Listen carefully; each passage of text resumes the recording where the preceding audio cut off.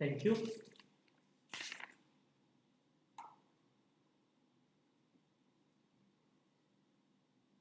हम लोग अभी तक बातचीत कर रहे थे कठोपनिषद पे, नचिकेता और यमराज के संवाद पर।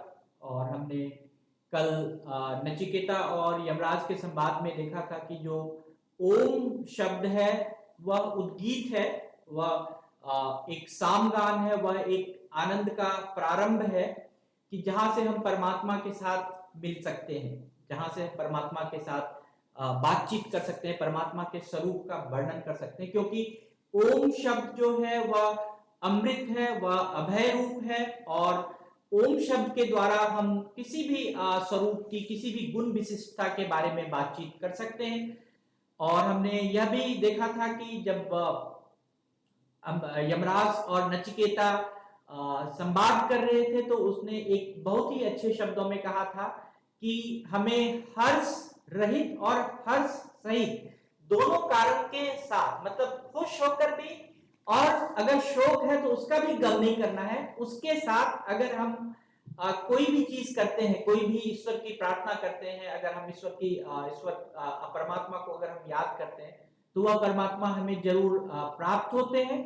और उन्होंने एक और बात कहा था यमराज ने कि हमें धर्म विरुद्ध नहीं जाना चाहिए। धर्म विरुद्ध का अर्थ यहाँ पर मैं आपको समझा देना चाहता हूँ। धर्म हमारी एक अवधारणा है, धर्म हमारा एक हाइपोथेसिस है कि जैसे हिंदू धर्म है या बौद्ध धर्म है या सिख धर्म है, ईसाई धर्म है, वह हमें एक कर्तव्य सिखाता है कि हमें क्या करना चाहिए, हमें कैसा आचरण करना चाहिए, हमें कैसा व्यवहार करना चाहिए, हमें कैसे जिंदगी में जीना चाहिए, कैसे हमारे आसपास के जो वातावरण है उसके साथ हमारा तालमेल कैसा होना चाहिए। धर्म हमारा यह है और धर्म हमें यही सिखाता है। तो यमराज ने बहुत ही साफ शब्दों में नचिकेता से कहा था कि परमात्मा को पाना है या आत्मा को जानना है तो उसके लिए हमें पुरुषार्थ, अगर हम बहुत ज्यादा पुरुषार्थ करते हैं कि कहीं हम ध्यान करते हैं, कहीं समाधि में जाते हैं, कहीं कुछ और करते हैं, बहुत सारे पूजा पाठ करते हैं, बहुत सारे यज्ञ करते हैं, तो उतने सारे पुरुषार्थ करने की जरूरत नहीं है। उन्होंने एक बहुत ही अच्छे शब्द से कहा था कि परमात्मा जो है उसी को मिलते हैं जो परमात्मा उनको स्वीकार करते हैं। कि परमात्मा जब आपको लगता है कि आप एक सच्चे दिल से हो, आप हर्ष और विस्मय से परे हो, आपने जो है ओंकार शब्द का जो वाक्य है, ओंकार शब्द का जो महत्व है उसको ग्रहण कर लिया है, आपने अपने बुद्धि या विवेक या बहुत सारे साधना की आपको जरूरत नहीं है, आप सिर्फ प्रतीक्षा कीजिए और परमात्मा आपको प्राप्त हो सकते हैं। उन्होंने यमराज ने एक बात बहुत ही अच्छा कहा था कि यह जो है परमात्मा की जो कृपा है निर्भर करता है साधक पर कि वह कितना हम पर श्रद्धा रखता है। अगर साधक बहुत श्रद्धावान है परमात्मा के प्रति तो उनको प्राप्त हो सकता है। अगर वो योग माया, जो हमने योग क्षेम के बारे में बात कही थी कि जो हमारा प्रेय है, अगर हम उसके पीछे भागते रहे, धन दौलत ऐश्वर्य के पीछे भागते रहे तो हम परमात्मा को प्राप्त नहीं कर सकते। और मैं आज आपको इस परमात्मा जो यमराज और नचिकेता का जो एक प्रकरण है, इसमें एक बहुत ही अच्छा प्रकरण है। यमराज और नचिकेता में के कहानी में एक है कि रथ और रथी की कल्पना का संवाद। यमराज और नचिकेता, रथ मतलब जिसमें घोड़े लगे होते हैं, जिसमें हम सवारी करते हैं, वो रथ है। और रथी है कि जो उसको चला रहा है, जो उसको आगे बढ़ा रहा है।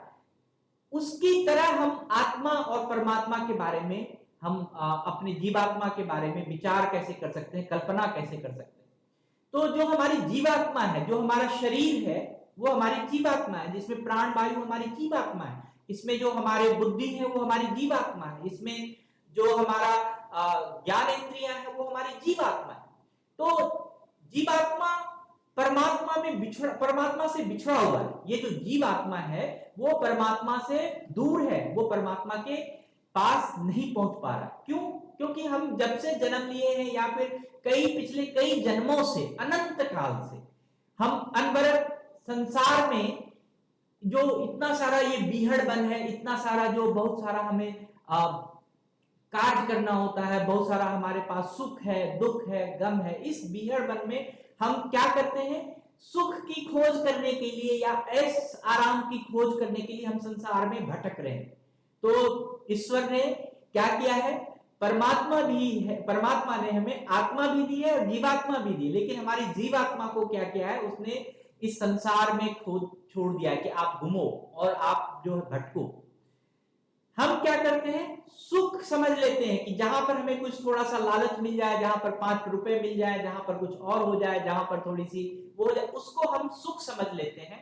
और उस तनिक क्षण के लिए हम क्या करते हैं, उस छोटे से ही क्षण के लिए हम परमात्मा को भूल गए, हम अपने आत्मा को भूल गए। हम हो सकता है कई बार हम ऐसे काम करते हैं कि अपने जमीर को भूल जाते हैं, कई बार हम ऐसे काम करते हैं कि जो हमारा मन है, विचार है, उसको हम भूल जाते हैं कि हमें क्या करना चाहिए, क्या नहीं करना चाहिए। तो इसमें यही देखा गया है कि परमात्मा जो हमारे जीवात्मा को इस संसार में धोखा खाने के लिए छोड़ दिया है कि आप जितना धोखा खा सकते हो, आप जितना सब चीज कर सकते हो उससे करो। लेकिन क्या होता है, इस धोखा में हमें कभी कोई सुख और शांति नहीं मिलती। और ऐसी दायनीय स्थिति में, ऐसी दयावान स्थिति में देखकर परमात्मा क्या करता है, परमात्मा और आपको कहता है कि नहीं नहीं, तुमको जो मैंने ये मानव शरीर दिया है, मानव रूप दिया है, सुख दिया है, सौंदर्यता दिया है, ऐश्वर्य दिया है, तुम जो है इसी में घूमते रहो। लेकिन आपको घूमने के लिए ये जो शरीर है, ये आप समझिए कि आपका एक रथ है। यमराज बताते हैं कि आप इस रथ पर सवार हो। ये आपके जो रथ क्या है, आपका पूरा शरीर, आपकी जीवात्मा एक रथ है, आपका बुद्धि भी उस रथ का अंग है, आपका जो इंद्रिय है उस रथ का अंग है। परमात्मा ने आपको इस शरीर रूपी रथ पे सवार किया। और फिर उसके बाद क्या किया है, इसमें इस शरीर रूपी रथ में हम देखते हैं कि परमात्मा ने हमें एक पूरा का पूरा बहुत अच्छा सौंदर्य रूप दे दिया, एक पूरा का पूरा अच्छा हमारे पास बल दे दिया। और रथ क्या है, बहुत ही बलशाली हो गया, बहुत ही इंपॉर्टेंट रथ है, बहुत ही महत्वपूर्ण रथ है। इसको चलाने के लिए बिना रथ तो घोड़े का चलेगा नहीं। तो जो हमारी इंद्रियां हैं, जो हमारे ज्ञानेंद्रियां हैं, आंख, नाक, कान, इसमें ये घोड़े के रूप में सवार। और इस घोड़े को बिना लगाम का तो कोई चला नहीं सकता, तो इसीलिए इसमें लगाम जो है वो आपका मन, आपके मन को लगाम बना दिया परमात्मा ने। आपका घोड़ा इंद्रिय, मन क्या है, आपका लगाम, और बुद्धि क्या है, जो आप ज्ञान लेते हो उसको सारथी बना दिया। ये बुद्धि आपको जिधर जिधर बताएगी, जिधर जिधर कहेगी, उधर उधर चलो। अब जो आपका, आप अपने पूरे शरीर को एक रथ के रूप में देखिए।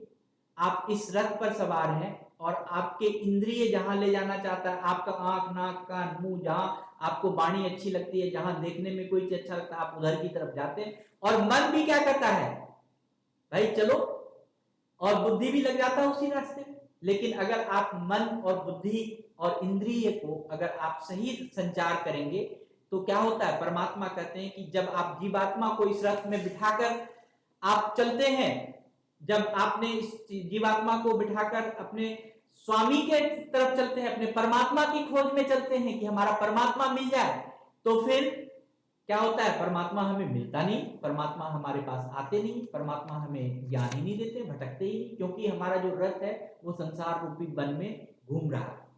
अब इसमें नचिकेता एक बहुत ही अच्छा बात कहा है, नचिकेता ने अच्छा बात पूछा है कि आप ये बताइए यमराज कि हम इस रथ को कैसे अच्छे तरह से चला सकते हैं, इस रथ का जो संचार है वो हम कैसे अच्छे से कर सकते हैं। तो उन्होंने कहा कि हम मोह अगर छोड़ दें, सबसे पहला चीज, अगर हम मोह बस परमानंद की प्राप्ति कर सकते हैं, अगर मोह बस अगर हम कहें कि भगवान हमें मिल जाए, हम मोह माया की तरफ भी लगे रहें और भगवान की तरफ भी लगे, परमात्मा की तरफ भी लगे रहें, तो हमें कभी भी परमात्मा प्राप्त नहीं होंगे। क्या होता है, भगवान ने हमें जो ये रथ दिया है वो किसके लिए दिया है, उसका एक ही लक्ष्य है कि आपका मोक्ष हो जाए। यमराज कहते हैं नचिकेता को, इस रथ पर सवार होके आपको मोक्ष होने के लिए दिया गया है, लेकिन आप क्या कर रहे हैं, आप तो संसार के मोह माया में घूम रहे हैं। और उन्होंने कहा कि हम जब तक असावधान हैं, इस मन रूपी लगाम इंद्रिय रूपी जो दुष्ट घोड़ा है इसकी इच्छा पे चल रहे हैं। जब तक हम इस रथ पर सवार और मन के हाथ के जो लगाम है उसी की तरफ चल रहे हैं, और दुष्ट घोड़े जो हमारे इंद्रिय हैं, अगर उसको हमने सही से नहीं किया, घोड़े के बल को सही से काबू नहीं किया, तो हम तो बार बार क्या होंगे, इसी रास्ते में, इसी संसार में भटकते रह जाएंगे।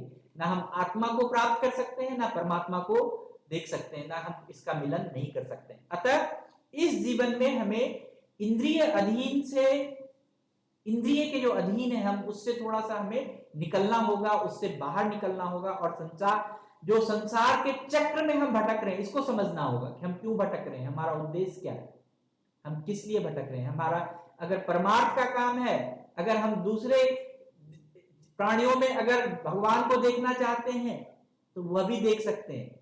अगर हम जो कहता है परम आत्मा मीन्स परमेश्वर, और परमार्थ मीन्स दूसरे भी जो लोग हैं, दूसरे जो प्राणी हैं, उसमें भी हम आत्मा का संचार देखना, दूसरे वस्तुओं में भी हम भगवान को प्राप्त कर सकते हैं।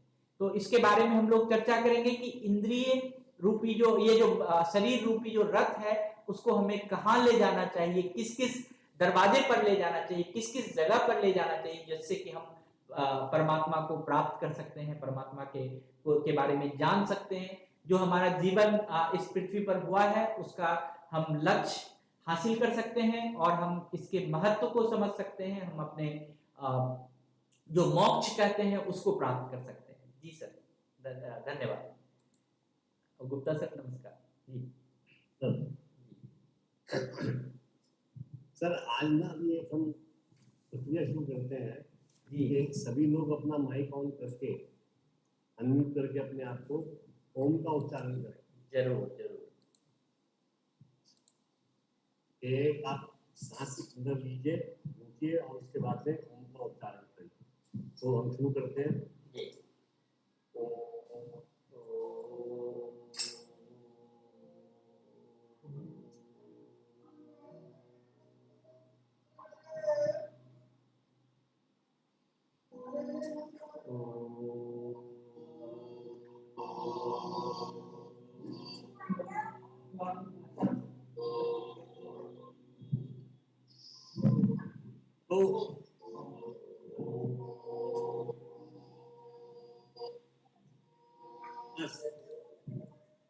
Thank you.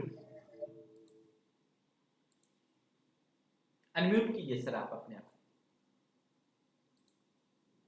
हमने ओम का उच्चारण किया, तो ये जो हम ओम का उच्चारण करते हैं इसकी प्रक्रिया में क्या क्या काम होता है। एक तो हमारे पूरे शरीर में कंपन होता है, हमारे मस्तिष्क में कंपन होता है, हमारे पूरे शरीर में कंपन होता है, नंबर एक। नंबर दूसरा, जो हमारी श्वसन प्रक्रिया है उसको हम सुदृढ़ करते हैं, हमारी लंग कैपेसिटी बढ़ती है, हमारे बोलने के लिए जो हम हवा का प्रवाह है उसको कंट्रोल करना सीखता है।